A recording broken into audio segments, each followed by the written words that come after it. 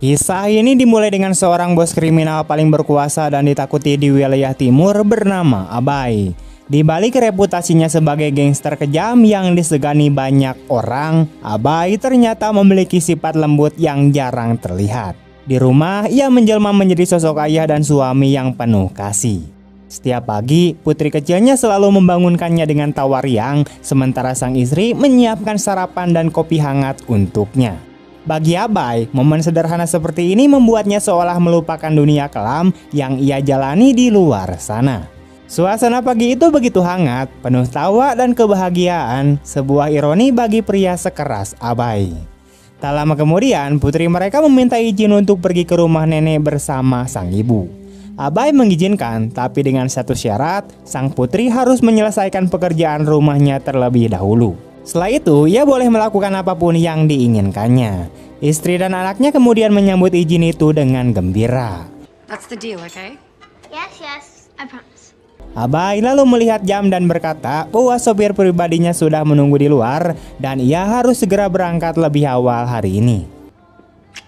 See you later tonight. You be good at school. Learn heaps. Begitu Abai pergi, istrinya baru sadar bahwa sang suami lupa membawa obatnya. Ia tahu bahwa Abai mengidap gangguan bipolar dan seharusnya rutin mengonsumsi obat untuk menstabilkan pikirannya, namun belakangan ini ia sering lalai. Di luar rumah, sopir pribadinya yaitu Kain sudah menunggu di dekat mobilnya. No, finish your smoke. Thanks, boss. Mereka pun masuk ke mobil dan mulai melaju di jalanan kota tanpa menyadari bahwa sebuah mobil polisi sedang mengikuti mereka dari kejauhan. Di tengah perjalanan, Kain menyadari sesuatu. Ia menoleh ke kaca spion dan memberitahu Abai bahwa ada mobil polisi yang membuntuti mereka. Abai bertanya bagaimana ia bisa tahu. Kain menjawab dengan tenang bahwa sebagai sopir berpengalaman, ia bisa menilai niat seseorang hanya dari cara mereka mengemudi. Menurutnya, mobil itu jelas milik polisi. Abai pun menantangnya untuk menunjukkan keahliannya. Kain segera menginjak pedal gas dan dengan manuver tajam berhasil membuat mobil polisi itu kehilangan jejak di tengah padatnya lalu lintas. Just lose those clowns. Yeah, once we hit the traffic. Morning, cocksuckers. They're running. Go, go, go! Fucking hell! Setelah situasi aman, Kain bertanya kemana tujuan mereka hari ini. Abai menjelaskan bahwa mereka akan menemui seseorang bernama Frankie untuk menyelesaikan masalah yang sudah berlarut-larut. Dulu, mereka sempat membuat kesepakatan bahwa Frankie akan mengurus wilayah selatan, sementara Abai mengendalikan wilayah timur. Namun belakangan, Frankie melanggar perjanjian itu dan mulai memasuki area kekuasaan Abai, menyebabkan banyak kerusuhan. Abai berniat menuntaskan semuanya hari ini juga. Setelah itu ia menghubungi seorang pria bernama Richard, yaitu sosok yang dikenal sebagai pengatur keuangan dan pencuci uang untuk berbagai kelompok kriminal. Beberapa waktu lalu Abai sudah mempercayakan sejumlah besar uang kepadanya. Namun saat ia menelepon, Richard justru menolak panggilan itu begitu saja. Hal tersebut membuat Abai marah besar.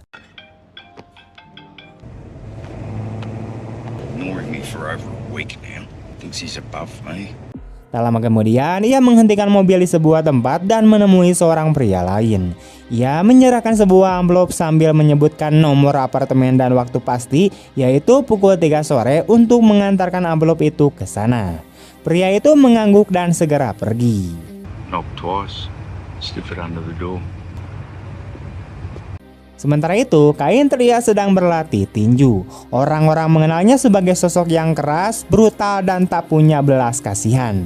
Ia hidup dari darah dan kekerasan, memburu target, menyelesaikan pekerjaan, lalu pergi tanpa menoleh. Setelah berlatih cukup lama, Kain mampir ke sebuah toko untuk membeli minuman. Namun ketika berbalik, dua pemuda menatapnya dengan pandangan menantang, seolah ingin mencari gara-gara.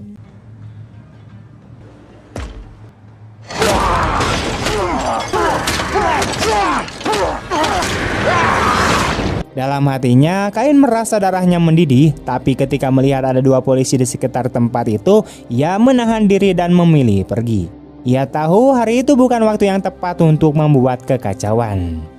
Setibanya di gedung apartemennya, Kain sempat berpapasan dengan seorang pria asing. Tatapan mereka tajam seperti dua hewan buas yang siap menerkam. Provincia Mudak. Иван, пропусти парня. Okay. Tapi ketika seorang wanita lewat dan melihat mereka, keduanya langsung mengalihkan pandangan dan berpisah tanpa sepatah kata pun. Kain kemudian masuk ke apartemennya dan langsung mandi. Di sisi lain, pria yang tadi menerima amplop dari Abai kini tengah bersiap menjalankan tugasnya. Sesuai instruksi, tepat pukul 3 sore, ia tiba di depan pintu apartemen Kain dan menyelinapkan amplop itu di bawah pintu. Kain yang baru saja selesai mandi kemudian melihatnya, mengambil amplop itu dan membukanya. Di dalamnya terdapat foto Richard, orang yang sebelumnya menolak menjawab panggilan Abai. Tanpa ragu, Kain segera bersiap menjalankan misi barunya, menghabisi si Richard. Yeah. Job needs to be done the next 24 hours. Sementara itu, Richard tengah berada di rumahnya. Ia menerima panggilan dari nomor tadi kenal, mengira itu telepon dari klien, lalu langsung menutup panggilan dan melanjutkan aktivitasnya. Saat ia mandi, ponselnya kembali berdering. Kali ini, sang istri yang melihat pesan masuk dan mendapati bukti bahwa Richard berselingkuh. Richard sempat mengatakan bahwa ia memiliki pertemuan penting hari itu, namun kini istrinya tahu bahwa pertemuan penting itu ternyata hanyalah kedok.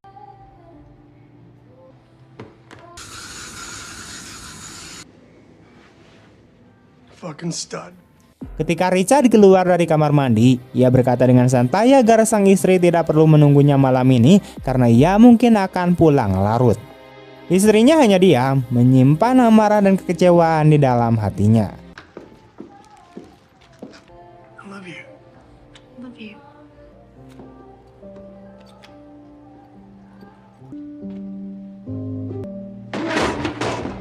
Richard pun kemudian pergi menggunakan mobilnya untuk menemui wanita lain tanpa menyadari bahwa istrinya diam-diam mengikutinya dari belakang. Di waktu yang sama, Kain juga sudah berada di daerah itu membuntuti mobil Richard dari kejauhan. Di dalam mobil, Richard berbicara melalui telepon dengan wanita yang akan ia temui. Wanita itu terdengar cemas dan mengaku merasa bersalah karena dirinya sedang mengandung. Ia mengatakan bahwa hubungan mereka adalah sebuah kesalahan besar dan bila istri Richard sampai tahu, semuanya akan hancur. Namun Richard berusaha menenangkannya, berkata bahwa ia terlalu banyak pikiran dan meyakinkan bahwa istrinya tidak akan pernah tahu apapun. She has no idea what's going on. But you know, Don't feel guilty. please call Kelly. Calling Kelly mobile. Sementara itu, istri Richard yang sedari tadi mengikuti mobil suaminya mulai menangis. Ia merasa dikhianati, hancur dan tidak tahu harus berbuat apa. Dalam keputusasaan, ia menelepon adiknya bernama Kelly untuk mencurahkan isi hatinya. Setelah beberapa kali mencoba, akhirnya Kelly mengangkat telepon. Dengan suara bergetar, sang istri menceritakan bahwa suaminya berselingkuh dan kini sedang dalam perjalanan menemui wanita itu. Ia juga mengaku sedang mengandung dan tidak sanggup lagi hidup bersama pria yang telah menghancurkan kepercayaannya. Kelly berusaha menenangkan kakaknya, meminta agar ia tetap tenang dan jangan bertindak gegabah. I think we're just having an affair. With who? This girl that he names Lollipop was saw it with my own eyes. Namun tanpa mereka sadari, situasi sudah semakin rumit. Tak lama kemudian, Richard kembali berbicara dengan wanita itu dan ternyata wanita yang ia temui bukan orang lain, melainkan si bebel Kelly sendiri, yaitu adik kandung istrinya. Kampret! Kelly mengatakan bahwa semuanya sudah berakhir dan apapun yang terjadi mereka tidak boleh bertemu lagi, bahkan malam ini sekalipun. Setelah berkata begitu, ia menutup telepon. Richard yang marah kemudian membanting ponselnya dan membelokkan mobil ke area parkir, sementara pikirannya dipenuhi rasa curiga bahwa istrinya mungkin sedang mengikutinya. Ketika Richard keluar dari mobilnya di area parkir, ia melihat Kain sudah berdiri di depannya.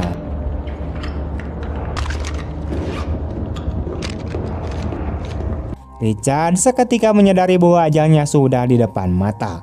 Namun tepat ketika Kain menarik pelatuk, Richard sempat menepis tangannya.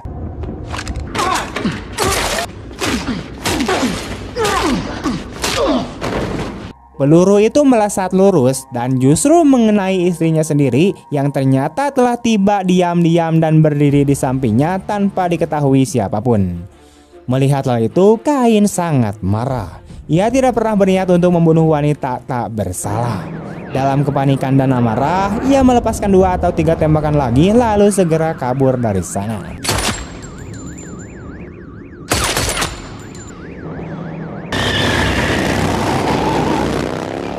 Saat berlari meninggalkan tempat itu, ia langsung mencoba menelepon Abai untuk melaporkan kesalahan fatal yang baru saja ia perbuat. Namun panggilan itu dijawab oleh istri Abai yang mengatakan bahwa suaminya sedang tidak di rumah. Kain kebingungan dan tidak tahu harus berbuat apa.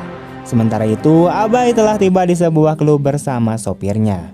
Di tempat inilah ia akan bertemu dengan si Frankie. Mereka menunggu beberapa saat hingga akhirnya Frankie datang bersama adik laki-lakinya. Abai menyambutnya dengan mengulurkan tangan untuk berjabat, tetapi Frankie menolak menjabat tangannya. Tak lama kemudian, ia malah memeluk Abai dengan sikap yang tampak pura-pura ramah. Setelah itu, adik Frankie mulai mengejek Abai dengan bahasanya sendiri, berpikir bahwa Abai tidak akan mengerti. Namun, Abai jauh lebih pintar dari yang mereka kira. Ia memahami semua yang dikatakan.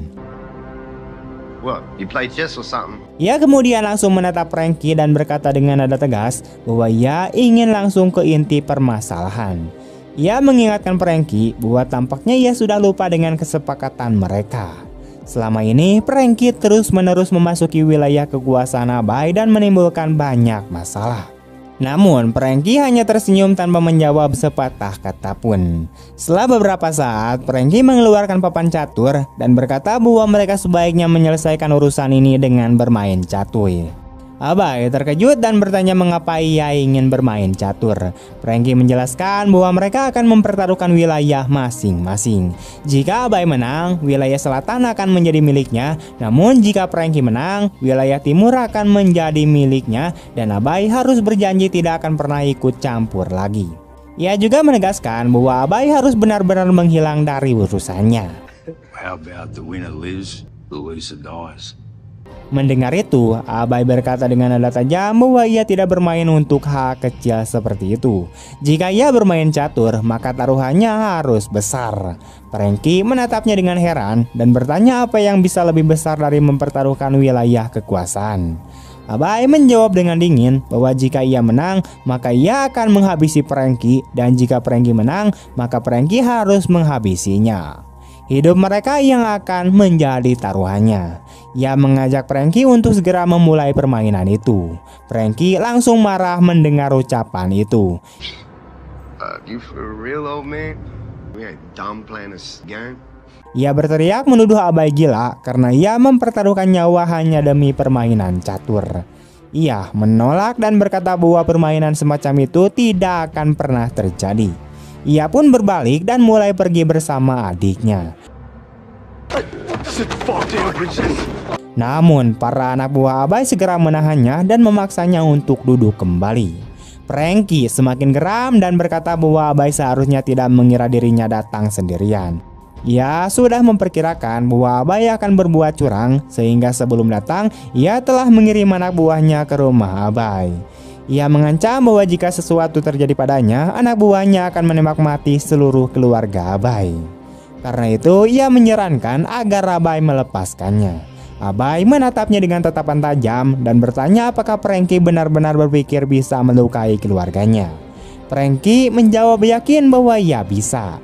Mendengar itu, Abai menyuruh Frankie untuk menelepon anak buahnya. Frankie pun segera melakukannya.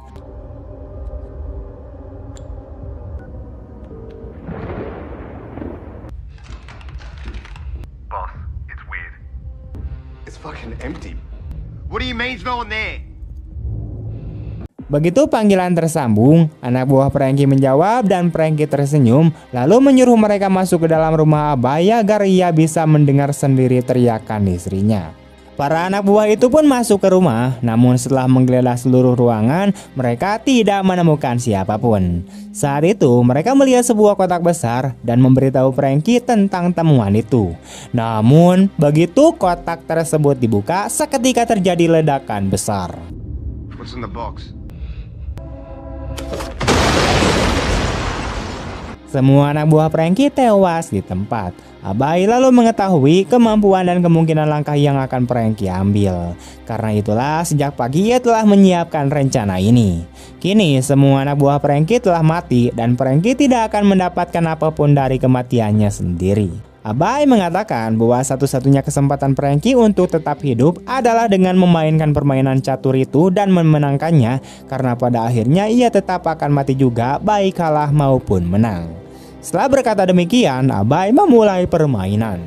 When it lives, lose or dies. When it lives, there's a dies. Franky yang tidak punya pilihan lain akhirnya ikut bermain. Permainan pun berjalan perlahan.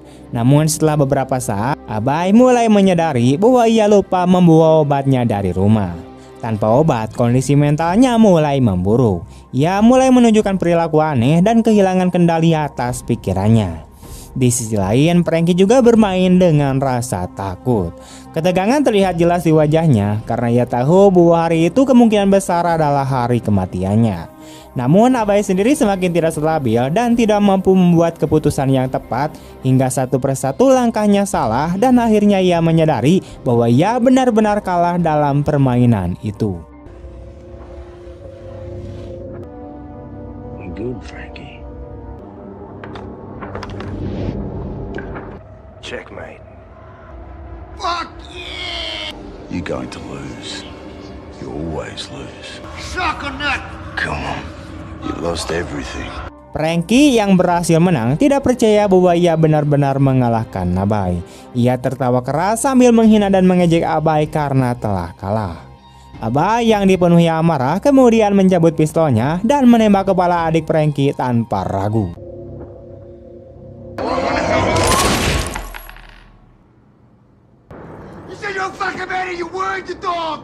Setelah itu ia berdiri sambil memaki dan berteriak kepada Franky. Ia juga mulai menghina orang-orang lain di sekitarnya. Semua orang yang ada di sana mulai ketakutan dan merasa bahwa sosok yang mereka lihat bukan lagi Abay yang mereka kenal, melainkan seseorang yang berbeda sama sekali. Sikapnya berubah drastis. Ia berteriak dan menanyai tangan kanannya berapa banyak orang yang telah ia habisi. Orang kepercayaannya itu ketakutan dan dengan panik menjawab bahwa mereka telah membunuh banyak orang, bahkan tidak pernah menghitung jumlahnya. Mendengar jawaban itu, Abay langsung menembak lehernya tanpa ampun. We're all monsters.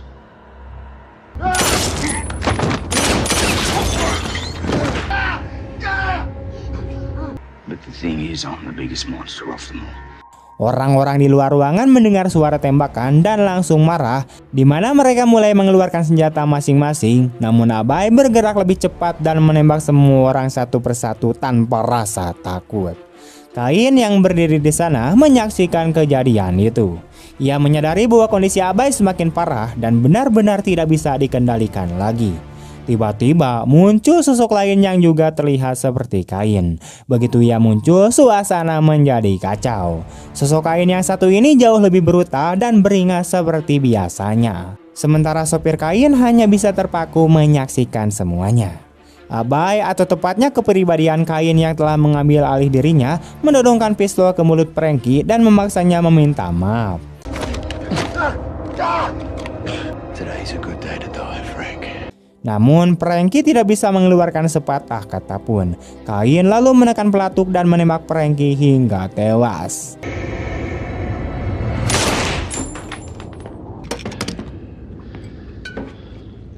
Kini hanya tersisa dua orang, yaitu Kain yang kejam dan Kain sang sopir. Sosok Kain yang brutal itu mendekati Kain sopir dan menyuruhnya untuk mengambil senjata. Ketika ia menolak, Kain yang brutal memukulinya hingga tersungkur lalu menyerahkan senjata itu kepadanya. Kain sopir kemudian berdiri sambil memegang pistol, sementara Kain yang brutal mengatakan bahwa ia akan menghitung sampai 3 dan setelah itu Kain sopir harus menembak. Jika tidak menembak, maka ia sendiri yang akan menembak. Kondisi Kain sopir semakin tegang dan ketakutan. Saat itulah kebenaran sebenarnya terungkap. Sosok Kain yang brutal ternyata tidak lain adalah Abai sendiri. Abai menderita gangguan kepribadian ganda. Dalam kesehariannya ia tampak tenang, tetapi ketika harus membunuh seseorang, kepribadian Kain yang sadis selalu mengambil alih tubuhnya. Ia telah hidup seperti ini selama bertahun-tahun. Dalam pikirannya, ia percaya bahwa Kain tinggal di apartemen itu, padahal sebenarnya Abai dan Kain adalah orang yang sama. Setiap hari pada pukul 3, Abai berubah menjadi sosok Kain. Kedua kepribadian itu tidak pernah saling bertabrakan karena Abai selalu rutin meminum obatnya tepat waktu. Namun hari ini karena ia lupa meminumnya, kepribadian Kain sepenuhnya mengambil alih tubuh Abai untuk pertama kalinya. Kini bukan lagi Abai yang memimpin tubuh itu, melainkan Kain. Kini bukan lagi Abai yang memimpin tubuh itu, melainkan adalah Kain. Sopirnya hanya bisa terpaku, tidak tahu apa yang harus dilakukan. Ia telah lama bekerja untuk Abai, tetapi dalam beberapa hari terakhir, ia mulai menyadari bahwa bosnya benar-benar di luar kendali dan bisa melakukan apa saja, termasuk membunuh siapapun tanpa ragu. Kini Abai atau Kain menodongkan pistol ke arah sopirnya sendiri. Sopir itu menyadari bahwa jika ia tidak menembak terlebih dahulu, maka Abai akan menghabisinya. Begitu Abai mulai menghitung hingga 3, sang sopir menembak dan peluru itu langsung menembus kepala Abai, membuatnya jatuh ke tanah.